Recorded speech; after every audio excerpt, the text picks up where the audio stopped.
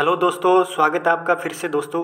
अंतर्राष्ट्रीय क्रोनोलॉजी दिसंबर महीने की जो मैगजीन है उसका ये तीसरा वीडियो है और ये लास्ट वीडियो है दोस्तों। इसके अंदर पुरस्कार एवं सम्मान, खेलकूद परिदृश्य और विविध को पढ़ने वाले हैं दोस्तों। इस मैगजीन के 2 वीडियो मैंने ऑलरेडी डाल दिए, आप जरूर देखना दोस्तों, बहुत अच्छी तरीके से मैंने कवर किए हैं। और इस वीडियो के अंदर ये 3 टॉपिक के साथ में इस मैगजीन को ख़त्म करने वाले हैं। आइए स्टार्ट करते हैं। सबसे पहले थोड़ा सा सेकंड जो वीडियो था दोस्तों, उसमें राजस्थान परिदृश्य की कुछ स्लाइड बाकी रह गई थी। सबसे पहले आपको बता देता हूँ जिला स्तरीय पारिस्थितिकी कमेटी के बारे में। ये राजस्थान सरकार के द्वारा इको टूरिज्म पॉलिसी 2021 में लॉन्च की थी और उसके अंतर्गत जिला स्तरीय पारिस्थितिकी समिति का निर्माण किया गया है। किसकी अध्यक्षता में? जिला कलेक्टर की अध्यक्षता में। और इसके द्वारा साल के अंदर 4 बैठक की जाएगी, यानी हर 3 माह के अंदर 1 बैठक की जाएगी। और जिला के अंदर कैसे पर्यटन को बढ़ावा दिया जाए, टूरिज्म वगैरह को जिला स्तर पर कैसे बढ़ावा दिया जाए, इसकी एक वार्षिक कार्य योजना का भी निर्माण इस कमेटी के द्वारा किया जाएगा, आप याद रखें। नेक्स्ट दोस्तों, जिला कलेक्टर की अध्यक्षता में एक और कमेटी का गठन किया गया है, कोऑपरेटिव सामाजिक दायित्व गतिविधि। जितनी भी कहेंगे जो CSR जो गतिविधि वगैरह रहते हैं उसका मैनेजमेंट करने के लिए जिला कलेक्टर की अध्यक्षता के अंदर एक समिति गठित की गई है। और इस समिति के अंदर जो जिला उद्योग केंद्र है, राजस्थान के प्रत्येक जिले के अंदर जिला उद्योग केंद्र है दोस्तों, उसके महाप्रबंधक इसके सदस्य सचिव के रूप में कमेटी के अंदर रहेंगे। नेक्स्ट, जयपुर स्थापना दिवस के बारे में बात करते हैं। अभी जयपुर का 294वां स्थापना दिवस मनाया गया था, क्योंकि इसकी स्थापना 18 नवंबर 1727 को महाराजा जय सिंह द्वितीय के द्वारा की गई थी। ये चीज़ याद रखिए। इसके अलावा इसका वास्तुकार कौन था? जयपुर शहर का वास्तुकार विद्याधर भट्टाचार्य। विद्याधर भट्टाचार्य जयपुर शहर के वास्तुकार थे। ये भी आप फैक्ट वगैरह याद रखिए। नेक्स्ट दोस्तों, 1876 के अंदर प्रिंस ऑफ वेल्स के आगमन पर सवाई मानसिंह के द्वारा गुलाबी रंग से शहर को रंगाया था दोस्तों। इसी के चलते जयपुर शहर को आज गुलाबी सिटी के रूप में, पिंक सिटी के रूप में जाना जाता है। तो मैं आपको दोस्तों थोड़ा सा बता देता हूँ कि मैं जो इम्पोर्टेंट रेलेवेंट स्लाइड वगैरह रहती है उसी को कवर करवा रहा हूँ। क्रोनोलॉजी के अंदर बहुत सारा सेक्शंस है, वो बहुत ज़्यादा दे रखा है। तो जो भी परीक्षा के दृष्टिकोण से महत्वपूर्ण हो, जैसे कोई कथन वगैरह आ जाए, तो वही चीज़ को अपन पढ़ रहे हैं, ठीक है। यूनेस्को के द्वारा 2019 के अंदर जयपुर शहर को वर्ल्ड हेरिटेज सिटी का भी दर्जा दिया गया था। तो ये 4 से 5 फैक्ट हैं जयपुर के बारे में जो परीक्षा में आ सकते हैं दोस्तों, तो इनको आप याद रखें। नेक्स्ट दोस्तों, विधानसभा के अंदर बाल सत्र आयोजित किया गया। देश में पहली बार दोस्तों 75वां आज़ादी अमृत महोत्सव है, उसके उपलक्ष्य पर 14 नवंबर, क्योंकि 14 नवंबर को भारत के प्रथम प्रधानमंत्री पंडित जवाहरलाल नेहरू हैं, उनका जन्मदिन है और उसी अवसर पर बाल दिवस के रूप में मनाया जाता है। और उसी दिन राजस्थान विधानसभा के अंदर बाल सत्र आयोजित किया गया था। लेकिन ये चीज़ याद रखिए, विश्व जो बाल दिवस है, वर्ल्ड चिल्ड्रन डे है, वो 20 नवंबर को मनाया जाता है, ठीक है। और एक और फैक्ट है दोस्तों, यूनिसेफ के द्वारा एक गो ब्लू अभियान लॉन्च किया गया था। उसी के तहत राजस्थान विधानसभा के द्वारा अपनी जो विधानसभा की जो रोशनी वगैरह, लाइट वगैरह है, उसको नीली रोशनी प्रदान की थी, ठीक है। तो ये फैक्ट वगैरह आप याद रखिए। गो ब्लू अभियान किससे संबंधित है? तो यूनिसेफ का अभियान है, ठीक है। अगला दोस्तों, इन्वेस्टमेंट राजस्थान समिट के बारे में बात करते हैं दोस्तों। इन्वेस्टमेंट समिट राजस्थान जो 2022 में आयोजित की जाएगी और उसके सफल आयोजन के लिए मुख्य सचिव निरंजन आर्या की अध्यक्षता में एक कमेटी का गठित किया गया है। तो ये कमेटियां वगैरह याद रखिए। निरंजन आर्या की अध्यक्षता में जो समिति है उसका गठन किसके लिए किया गया है? ताकि 2022 के अंदर इन्वेस्टमेंट राजस्थान समिट है उसका सफल तरीके से आयोजन हो सके दोस्तों। इसके अलावा राजस्थान के द्वारा दिव्यांगजन है उनको राजस्थान के पदोन्नति के अंदर, प्रमोशन के अंदर दोस्तों 4% आरक्षण प्रदान करने का निर्णय राजस्थान सरकार के द्वारा लिया गया है। तो ये फैक्ट भी आप याद रखिए। इसके अलावा जस्टिस मनिंदर मोहन श्रीवास्तव, जस्टिस मनिंदर मोहन श्रीवास्तव है, उनको राजस्थान राज्य विधिक सेवा प्राधिकरण है उसका कार्यकारी अध्यक्ष बनाया गया है। तो ये नाम याद रखिए। इसके अलावा जो राजस्थान राज्य विधिक सेवा प्राधिकरण है उसका पेट्रोन इन चीफ होता है दोस्तों, वो उच्च न्यायालय का मुख्य न्यायाधीश होता है। जो वर्तमान प्रत्येक उच्च न्यायालय का जो मुख्य न्यायाधीश होता है वो राज्य विधिक सेवा प्राधिकरण होता है, उसका पेट्रोन इन चीफ होता है, ठीक है, ये याद रखिए। इसके अलावा एक दक्षिण शक्ति अभ्यास के बारे में याद रखिए। दक्षिण शक्ति सैन्य अभ्यास है वो जैसलमेर के अंदर भारतीय वायुसेना के साथ थल सेना के द्वारा ये सैन्य अभ्यास कंडक्ट करवाया गया था। कहाँ पे? जैसलमेर के। नेक्स्ट दोस्तों, राष्ट्रीय खेल पुरस्कार के बारे में बात करते हैं। अब पुरस्कार और सम्मान के बारे में बात करते हैं। राजस्थान जो प्रदेश का जो कुछ स्लाइड थी वो कवर कर लिए दोस्तों। राष्ट्रीय खेल पुरस्कार 2021 के बारे में बात करते हैं। सबसे पहले मेजर ध्यानचंद खेल रत्न पुरस्कार के बारे में बात करते हैं दोस्तों।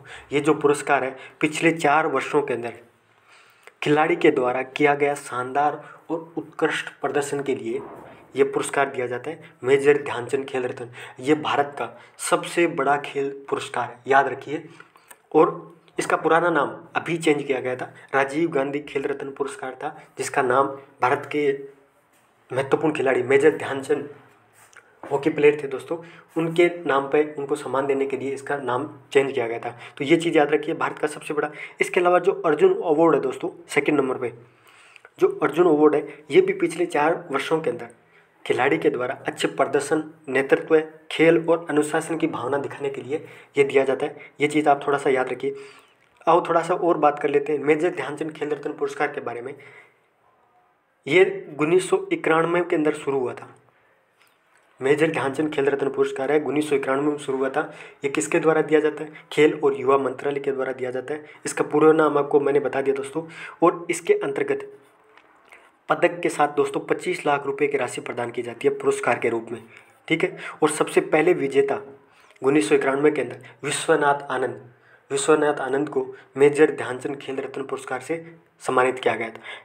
और 2021 के अंदर 12 खिलाड़ियों को मेजर ध्यानचंद पुरस्कार से सम्मानित किया गया है। कुछ थोड़े से फैक्ट वगैरह हैं दोस्तों, कुछ इंपॉर्टेंट खिलाड़ी वगैरह हैं जो बहुत ज़्यादा न्यूज़ के अंदर थे, उनको याद रखिए। सबसे पहले नीरज चोपड़ा, जो भारत के एकमात्र ओलंपिक के अंदर गोल्ड मेडल हासिल किया था एथलेटिक्स के अंदर, भाला फेंक के अंदर, तो नीरज चोपड़ा को मेजर ध्यानचंद खेल रत्न पुरस्कार से सम्मानित किया गया। दूसरा, रवि कुमार कुश्ती के अंदर हासिल किया था। ये लवलीना बोरगोहेन मुक्केबाजी के अंदर दोस्तों इसने कांस्य पदक जीता था, भारत का पहला रजत पदक जीता था ओलंपिक 2020 के अंदर। तो लवलीना बोरगोहेन। PR सिरजेस, ये दोस्तों हॉकी के गोलकीपर है, जो भारत की हॉकी टीम है, नेशनल टीम है, उसके गोलकीपर है PR सिरजेस, उनको मेजर ध्यानचंद खेल रत्न पुरस्कार से सम्मानित किया गया था। ये चीज़ याद रखिए। एक मनप्रीत सिंह है, मनप्रीत सिंह के ये 2 हॉकी खिलाड़ियों के अलावा जितने भी ओलंपिक के दौरान हॉकी प्लेयर थे, महिलाओं के और पुरुष टीम के, दोनों अर्जुन अवार्ड से नवाजा गया था। 12-13 खिलाड़ी हैं दोस्तों टोटल। तो आप तो बस इन 2 का नाम याद रखिए, PR सिरजेस और मनप्रीत सिंह को मेजर ध्यानचंद खेल रत्न पुरस्कार से नवाजा गया था। इसके अलावा 2021 में जितने भी हॉकी प्लेयर को अवार्ड वगैरह मिले थे वो सारों को अर्जुन अवार्ड से नवाजा गया था, ठीक है। अवनी लेखरा के बारे में याद रखिए, पैरा शूटिंग के अंदर। और कृष्णा नागर, ये राजस्थान का है दोस्तों, जिसको पैरा बैडमिंटन के अंदर मेजर ध्यानचंद खेल रत्न पुरस्कार से नवाजा गया था। क्रिकेट का याद रखिए, मिताली राज और सुनील छेत्री। तो ये जो इंपॉर्टेंट नाम वगैरह हैं वो याद रखिए दोस्तों। नेक्स्ट दोस्तों, अर्जुन अवार्ड के बारे में बात कर लेते हैं। 2021 के अंदर अर्जुन अवार्ड से 35 खिलाड़ियों को सम्मानित किया गया था। ये चीज़ याद रखिए। 1961 में ये शुरू किया गया था। मेजर ध्यानचंद खेल पुरस्कार कब शुरू किया गया था? 1991 के अंदर, जबकि अर्जुन अवार्ड है वो 1961 में शुरू किया गया था। ये चीज़ याद रखिए। और इसके अंतर्गत 15 लाख रुपये दिए जाते हैं पदक के साथ दोस्तों। 15 लाख रुपये पुरस्कार राशि है अर्जुन अवार्ड के तहत। और 35 खिलाड़ी ये हैं दोस्तों टोटल, जिनको याद रखने की कोई आवश्यकता नहीं। आप तो शिखर धवन को याद रखिए, जो क्रिकेट से जुड़े हुए हैं, उनको अर्जुन अवार्ड से नवाजा गया था। दूसरा, वंदना कटारिया, ये हॉकी प्लेयर है जिन्होंने ओलंपिक के अंदर भारत की ओर से हैट्रिक लगाने वाली पहली महिला खिलाड़ी थी, जिसने 3 गोल किए थे। तो वंदना कटारिया का नाम याद रखिए। हरमनप्रीत सिंह, इनका नाम याद रखिए। और सुहास यतिराज, ये वर्तमान के अंदर दोस्तों गौतम बुद्ध नगर नोएडा के DM हैं, जिन्होंने पैरा बैडमिंटन के अंदर भारत को रजत पदक दिलवाया था पैरा ओलंपिक्स के अंदर। तो इसलिए उनको अर्जुन पुरस्कार से सम्मानित किया गया था। तो ये चीज़ याद रखिए। कुछ जो न्यूज़ वगैरह के अंदर रहते हैं तो उनको याद रखना जरूरी है दोस्तों। बाकी सारे के सारे दोस्तों, ये मनप्रीत सिंह हो गया, ये सारे के सारे हॉकी प्लेयर हैं, ठीक है। नेक्स्ट दोस्तों, द्रोणाचार्य अवार्ड के बारे में बात करते हैं। द्रोणाचार्य अवार्ड है दोस्तों 1985 के अंदर शुरू किया गया था। और इसके अंतर्गत पुरस्कार राशि भी सेम है, अर्जुन अवार्ड की तरह है दोस्तों, 15 लाख। और द्रोणाचार्य अवार्ड दोस्तों कोचिंग स्टाफ को दिया जाता है, जिन्होंने क्या है कि recognise excellence in sports coaching. जो स्पोर्ट्स वगैरह रहते हैं, जो खिलाड़ियों को तैयार करने वाले जो कोच वगैरह रहते, उनको सम्मानित करने के लिए द्रोणाचार्य अवार्ड शुरू किया गया था। एक और अवार्ड है दोस्तों, ध्यानचंद अवार्ड, वो 2002 के अंदर शुरू किया गया था। और ये ध्यानचंद अवार्ड दोस्तों उनको दिया जाता है, लाइफ टाइम ध्यानचंद अवार्ड उनको दिया जाता है जिन्होंने क्या है कि अपनी रिटायरमेंट के बाद में भी खेल को बढ़ावा देने के लिए लगातार कार्य कर रहे हैं, यानी जिन्होंने अपने खेल के दौरान लगातार प्रदर्शन करने के साथ साथ खेल से जब संन्यास वगैरह ले लिया, उसके बाद भी रिटायरमेंट के बाद भी क्या है कि खेल को प्रमोशन करने को लेकर लगातार कंट्रीब्यूशन कर रहे हैं, उनको ध्यानचंद अवार्ड से नवाजा जाता है। तो ये चीज़ आप याद रखिए। नेक्स्ट दोस्तों, द्रोणाचार्य अवार्ड के बारे में आपको मैं थोड़ा बहुत बता भी दिया था। ये कोचिंग स्टाफ को दिया जाता है। और लाइफ टाइम अचीवमेंट किसके लिए दिया जाता है, तो ये भी याद रखिए। इसके अलावा जो राष्ट्रीय खेल रत्न पुरस्कार हुए थे, राष्ट्रीय खेल पुरस्कारों की जो घोषणा 2021 के अंतर्गत एक और अवार्ड दिया जाता है दोस्तों, वो है मौलाना अबुल कलाम आज़ाद ट्रॉफी। ये जो कोई यूनिवर्सिटी वगैरह होगी जो स्पोर्ट्स के क्षेत्र के अंदर बहुत अच्छा कार्य कर रही है, उसको सम्मानित करने के लिए दिया जाता है। और जो 2021 का जो अवार्ड है वो पंजाब विश्वविद्यालय जो चंडीगढ़ के अंदर है उसको दिया गया है, मौलाना अबुल कलाम आज़ाद ट्रॉफी। ठीक है, याद रखना दोस्तों। नेक्स्ट दोस्तों, अंतर्राष्ट्रीय बाल शांति पुरस्कार के बारे में बात कर लेते हैं। अंतर्राष्ट्रीय बाल शांति पुरस्कार 2021 के बारे में बात करते हैं। ये किसके द्वारा, किड्स राइट फाउंडेशन के द्वारा, किसके द्वारा दिया गया है, किड्स राइट फाउंडेशन के द्वारा दिया गया है। और किसको दिया गया है, विवान और नव अग्रवाल, ये नई दिल्ली के हैं दोस्तों। दोनों ने वृक्षारोपण और अपशिष्ट को प्रबंधन करने के लिए नवाचार तकनीक की खोज की थी, इसलिए अंतर्राष्ट्रीय बाल शांति पुरस्कार नव अग्रवाल और विवान को दिया गया था। बुकर पुरस्कार 2021 को, ये साहित्यिक क्षेत्र का बहुत प्रतिष्ठित पुरस्कार है, अंतर्राष्ट्रीय बुकर पुरस्कार, ये याद रखिए। और ये किसको दिया गया है, 2021 का जो पुरस्कार है दोस्तों, डेमन गलगुट को अंतर्राष्ट्रीय बुकर पुरस्कार 2021 से सम्मानित किया गया था। और इनके द्वारा उपन्यास लिखा गया था द प्रोमिज जो उपन्यास है वो डेमन गलगुट के द्वारा लिखा गया था। उनको अंतर्राष्ट्रीय बुकर पुरस्कार से सम्मानित किया गया था, ये चीज़ याद रखें। नेक्स्ट दोस्तों, एस के सोहन राय को नाइटहुड ऑफ पार्ट गुलिफा से सम्मानित करने वाले पहले भारतीय हैं। ठीक है, तो ये तो आप कट ही कर दो दोस्तों, इतना ज़्यादा इंपॉर्टेंट नहीं है। अगला दोस्तों, इंदिरा गांधी पीस प्राइज़ के बारे में बात करते हैं, बहुत ही इंपॉर्टेंट है। 2021 का जो इंदिरा गांधी पीस प्राइज़ है वो किसको दिया गया है दोस्तों, तो ये चीज़ आपको, ये जो इंदिरा गांधी पीस प्राइज़ है वो NGO प्रथम को दिया गया है। 2021 का इंदिरा गांधी पीस प्राइज़ है वो NGO प्रथम को दिया गया है दोस्तों। ये शिक्षा के क्षेत्र में काम करता है और इसके द्वारा annual status of education report यानी असर रिपोर्ट है वो हर साल जारी की जाती है। ग्रामीण भारत के अंदर जो शिक्षा की स्थिति है उसका सर्वेक्षण किया जाता है NGO प्रथम के द्वारा, और इसकी रिपोर्ट का नाम याद रखिए, असर रिपोर्ट। ठीक है, और इसको इंदिरा गांधी पीस प्राइज़ से सम्मानित किया गया है। ये जो पीस प्राइज़ है दोस्तों, शांति, निरस्त्रीकरण और विकास हेतु ये इंदिरा गांधी पुरस्कार दिया जाता है। किसके द्वारा, इंदिरा गांधी मेमोरियल ट्रस्ट के द्वारा। कब से, 1986 से। तो 1986 से ये पुरस्कार चालू हुआ था। किसके द्वारा चालू किया गया है, इंदिरा गांधी मेमोरियल ट्रस्ट के द्वारा दिया जाता है। ठीक है, नेक्स्ट दोस्तों, खेल जगत से जुड़े हुए बात कर लेते हैं। सबसे पहले T20 जो वर्ल्ड कप है अभी हाल ही के अंदर हुआ था, वो कहाँ पे हुआ था दोस्तों, UAE और ओमान के अंदर T20 वर्ल्ड कप हुआ था। और फाइनल के अंदर न्यूजीलैंड को हराकर ऑस्ट्रेलिया ने पहली बार T20 वर्ल्ड कप हासिल किया है। याद रखिए दोस्तों, पहली बार T20 वर्ल्ड कप है वो ऑस्ट्रेलिया ने हासिल किया है, ये चीज़ याद रखिए। और इस मैच के दौरान प्लेयर ऑफ द मैच है वो मिशेल मार्श, ऑस्ट्रेलिया के प्लेयर हैं दोस्तों, जिनको प्लेयर ऑफ द मैच से नवाजा गया था। और प्लेयर ऑफ द सीरीज यानी T20 वर्ल्ड कप के अंदर सारे मैचों के अंदर सबसे बेहतरीन जो खिलाड़ी के रूप में रहे थे वो डेविड वार्नर थे। ठीक है, तो इन दोनों का नाम याद रखिए। और नेक्स्ट जो T20 वर्ल्ड कप है ये 2022 के अंदर ऑस्ट्रेलिया के अंदर आयोजित किया जाएगा। 2021 का वर्ल्ड कप था वो भारत की मेजबानी से UAE और ओमान के अंदर हुआ था, और अगला कहाँ पे होगा, ऑस्ट्रेलिया के अंदर। ठीक है, अगला दोस्तों, सैयद मुश्ताक अली ट्रॉफी 2021 के बारे में बता देता हूँ।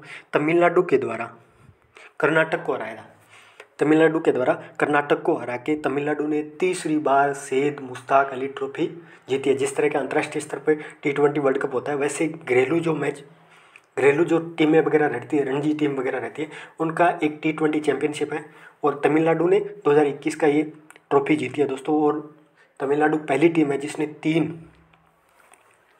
3 बार खिताब जीतने वाली तमिलनाडु पहली टीम है। ठीक है, नेक्स्ट दोस्तों, एशियाई तीरंदाजी प्रतियोगिता 2021 के बारे में बात करते हैं। ये कहाँ पे आयोजित हुई? बांग्लादेश के अंदर। ये चीज़ याद रखिए। सॉरी दोस्तों, इसके अलावा इस प्रतियोगिता में जो गोल्ड मेडल हासिल किया था वो भारतीय महिला ज्योति सुरेखा। तो ज्योति सुरेखा किससे संबंधित है? तीरंदाजी से संबंधित है। और जो एशियाई तीरंदाजी प्रतियोगिता कहाँ पे हुई थी 2021 की? तो बांग्लादेश के अंदर हुई थी।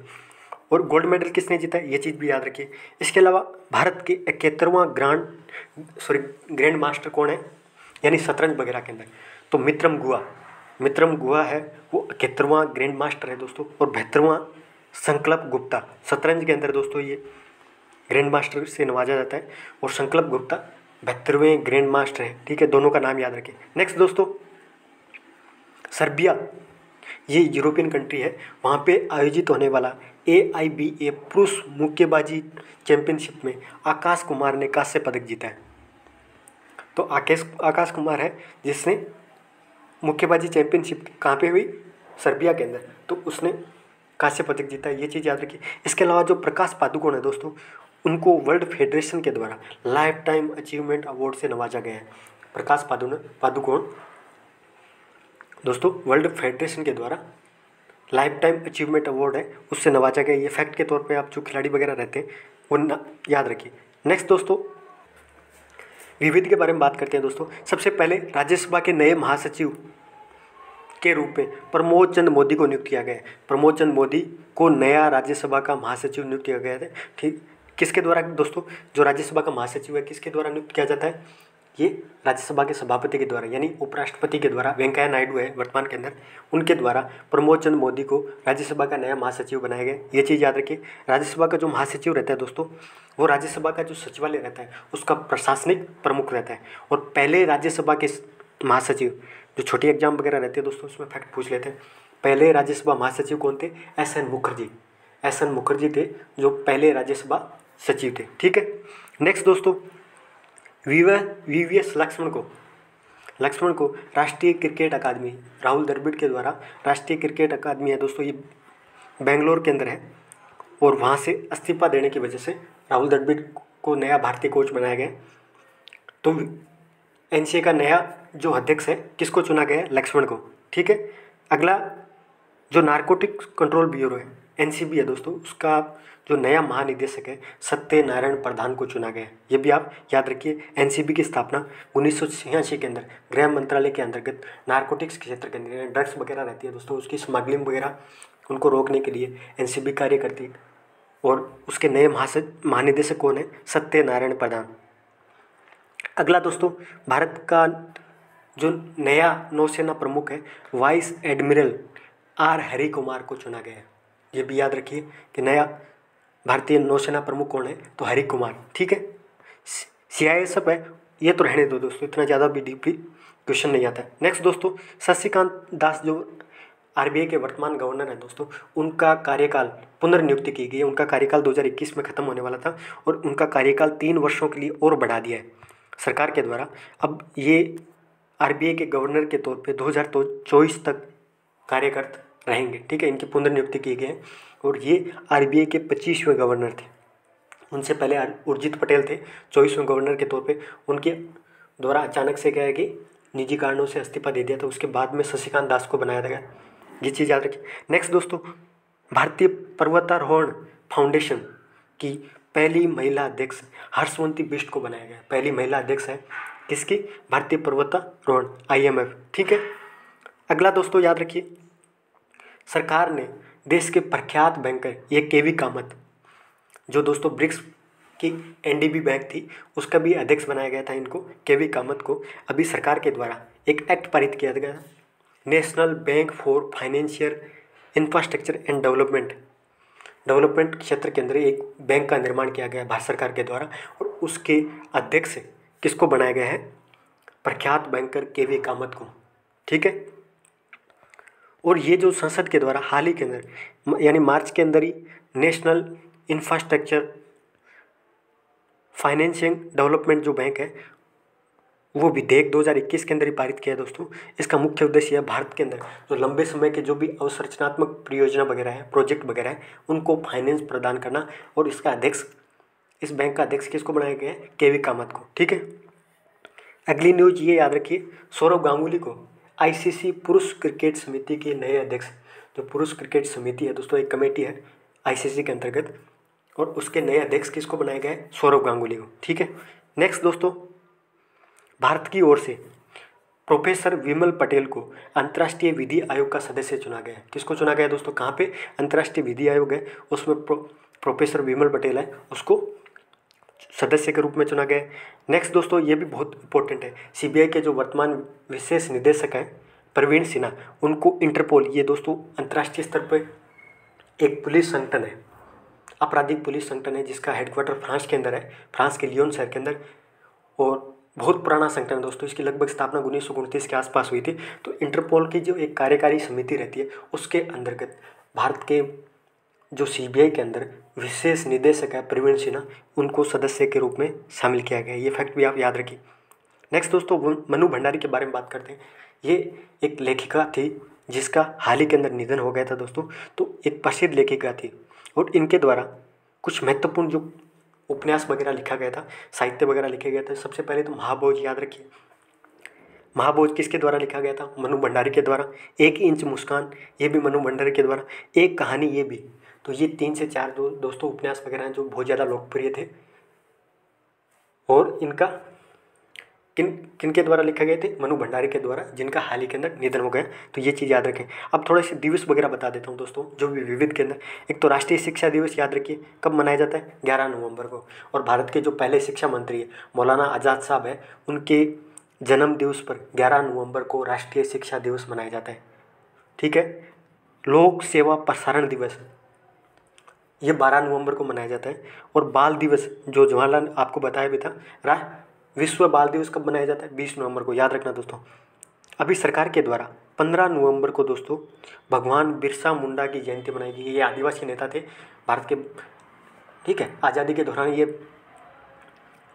ब्रिटिश काल के दौरान क्या है, बिरसा मुंडा आदिवासी नेता थे, जिनकी जयंती 15 नवंबर को मनाई गई है। इसके अलावा प्रथम लेखा परीक्षण दिवस, पहला जो लेखा परीक्षण दिवस है वो 16 नवंबर को मनाया गया है, याद रखना। राष्ट्रीय प्रेस दिवस है दोस्तों, वो भी 16 नवंबर को मनाया जाता है।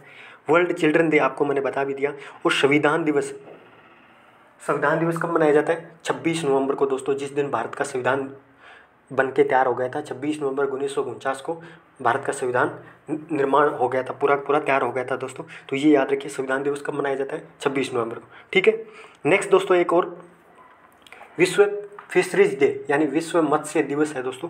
उसके अवसर पर फिशरीज मिनिस्ट्री के द्वारा आंध्र प्रदेश को सर्वश्रेष्ठ समुद्री राज्य का दर्जा दिया गया, अवार्ड प्रदान किया गया था। तो याद रखना, सर्वश्रेष्ठ मत्स्य राज्य कौन सा है? तो आंध्र प्रदेश। ठीक है, अंतर्राष्ट्रीय वाटर वगैरह। ठीक है, नेक्स्ट दोस्तों, उड़ीसा का जो बालासोर है वो सर्वश्रेष्ठ समुद्री जिला, उड़ीसा के अंदर बालासोर डिस्ट्रिक्ट है, उसको सर्वश्रेष्ठ समुद्री जिला से सम्मानित किया गया।